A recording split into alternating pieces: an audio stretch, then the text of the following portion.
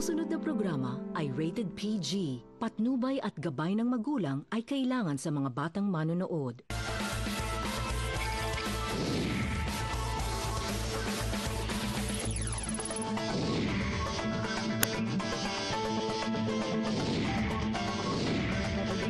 Tutukan ng mga walang prenong aksyon.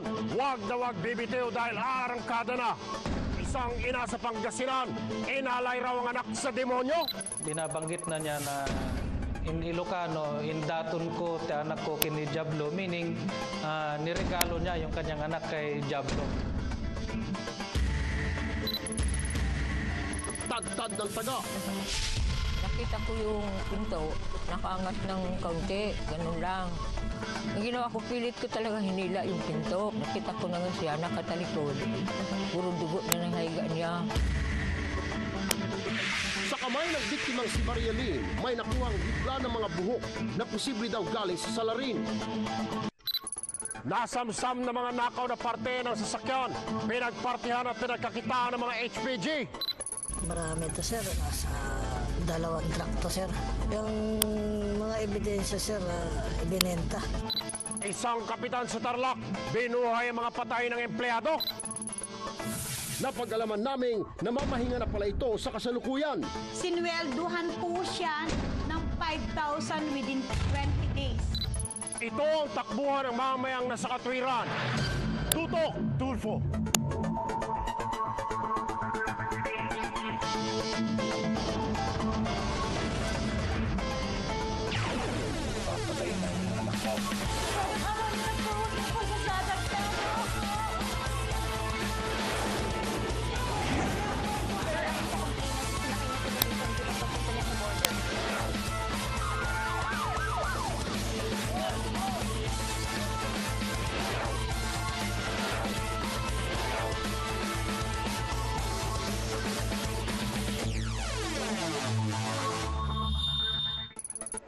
Lagi raw may kausap ang inang si Marivic, pero di naman nakikita. Kaya pala, demonyo ang kasalamuha at may kasunduan pa sila. Huling linggo ng Nobyembre, naniningil raw ang kausap ni Marivic. Ang inalay ng ina sa kampo ng kadiliman. Walang iba kundi sarili niyang anak.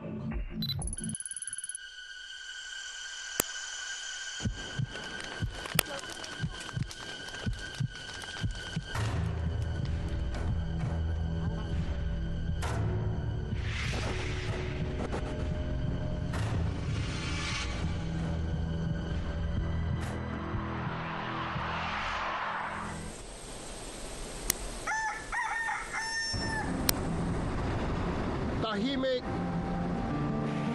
banal. Yan ang katangian ng Barangay Radon, San Fabian, Pangasinan. Ang bayang ito, isa rin pala sa mga paboritong pasyalan ng mga relihiyosong Romano-Katoliko. Pero sa likod ng kabanalan at kapayapaan, may gumagala raw ng masamang espiritu.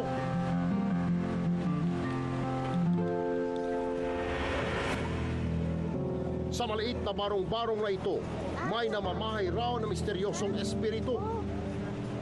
Dito namumuhay ang mag-asawang Romualdo at Marivic Abata, kasama ang 2 nilang anak na edad 10 at 3. Si Marivic, tikas na madasalin. Kabisado na raw nito ang bawat pahina ng Biblia. Subalit tila may kumukontra sa kanyang pananampalataya. Dahil sa tuwing nag-iisa, may kumakausap daw sa kanya. Mga bulong ng Diablo na tila may inuutos. Ginagawa niya palagi yun eh. Pag nagsasalita siya mag-isa, nagdadasal, biglang umiiyak siya, gano'n, na nagdadasal. Pero palagi niya pinaano yung mga demonyo. Bakit niya ako pinakalaban, sabi niya. Nobyembre 22, habang nasa trabaho ang asawa ni Marivic, muli na namang dumalaw ang misteryosong kausap. Nasaksiyan ito ng kapatid ni Marivic na sina Junie at Jocelyn. Inaawat ko siya kasi hindi rin ako makatulog kasi pag naggaganon na eh, ngayan na ako. Nang oras na ito, tila raw nakikipagtalo si Marivic sa di nakikitang kausap. Maya-maya pa, bigla itong nanahimik.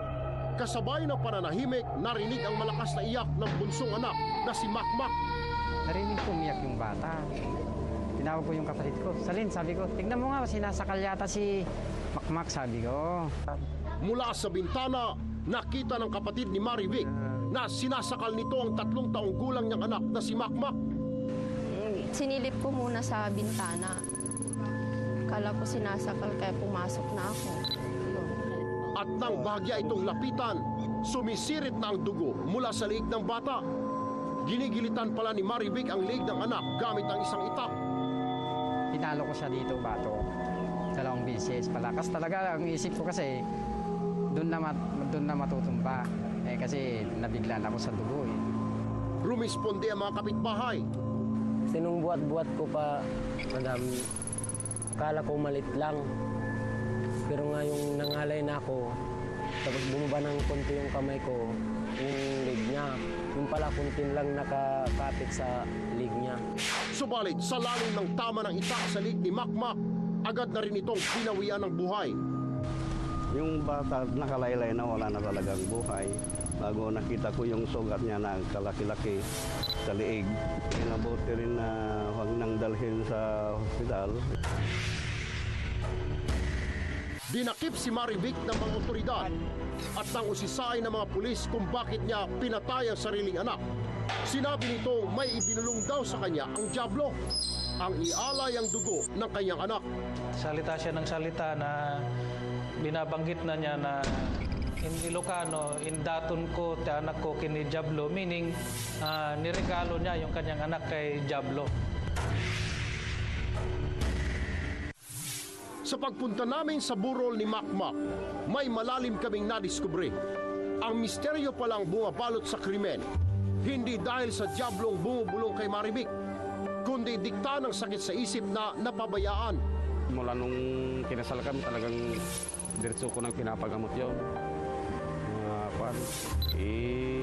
Siyempre, mahirap lang naman kami. Nauubusan din ng budget dahil mahal din yung gamot. Kaya sinumpo na naman. Siguro nagkulang din kami sa pagbabantay. Pero di rin namin in-expect na gagawin niya sa mga anak niya. Kasi mabait din naman siya. Batay sa medical certificate ni Marivic, schizophrenia ang kanyang karamdaman. Isa itong sakit sa isip na nagbubunga ng kakaibang delusyon at imahinasyon. Sa local language na praning, mainitin ng ulo, yung mga kakaiba ay kinikilos. Minsan nagsasalita mag-isa, o kaya yung pananamit, hindi tugma, no? O kaya tumatawa sa sarili. Iyan ay mga iba-ibang manifestation ng ganitong disorder. So, hindi nila napapansin kung ano yung ginagawa nila. Kumbaga, wala sa wisyo talaga. Oktubre 15 pa ang petsa ng huling check-up ni Marivic. Kinakailangan niyang bumalik matapos ang 1 buwan. Pero dahil sa kahirapan, hindi na nito nagawa pang bumalik sa doktor. Naubos na ang gamot at kasabay nito ang paglalaho ng katinuan sa pag-iisip. Ang dahilan kaya napatay nito ang sariling anak. Yun nga, nung pumalto siya ng paggagamot, bumalik sigurado yung pagka-psychosis niya. Tsaka noon niya nagawa yung hindi dapat gawin. No? But I'm sure, nung hindi na niya iniinom yung gamot niya, may mga ibang milder symptoms bago siya manakit ng iba. No? Siguro, hindi niya nakakatulog ng maayos o nagiging balisa. At siguro mas matindi yung pagsasalita sa sarili o yung mga boses niyang nadidinig. Na siyempre hindi naman alam i-assess yun ng mga people around her. No? Habang gumugulong ang investigasyon, pansamantalang ikinulong si Marivic. Naisampa na kasi ang kasong parricide laban sa kanya. Hindi naman naitago ni Romualdo ang dobleng sakit na nararamdaman para sa pamilya. Tinabla ko na rin sa korte. Parang ano na sa mental ka noon para malibre naman ako sa kuan kasi wala kaming financial nga panggagamot. Hanggang sa kuan na siguro, hanggang sa gumaling na rin siguro doon. Para kung halimbawa gumaling, kung babalik pa rin siguro dito sa bahay ka noon. Ang masaklap ng dalawin niya si Marivic sa kulungan, hindi na siya nakilala nito.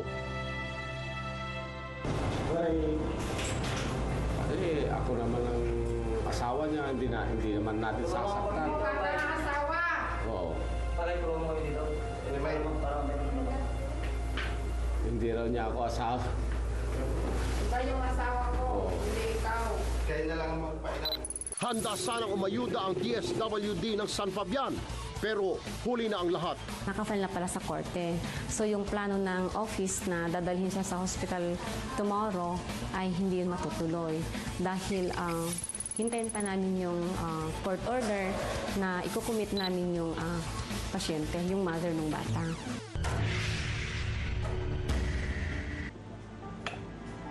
Sa kabila ng trahedya sa pamilya, si Romualdo umaasang balang araw maililipat na sa pagamutan si Marivic at ang natitirang anak masusi na niyang babantayan para hindi rin ito maging biktima ng diablong nagbibigay ng sakit sa isip ng tao.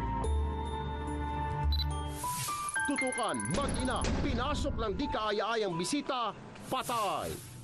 Ang ginawa ko, pilit ko talaga hinila yung pinto para makalusot yung ilaw ko saka yung ulo ko. Nakita ko na nga siya nakatalikod. Puro dugo na nahiga niya.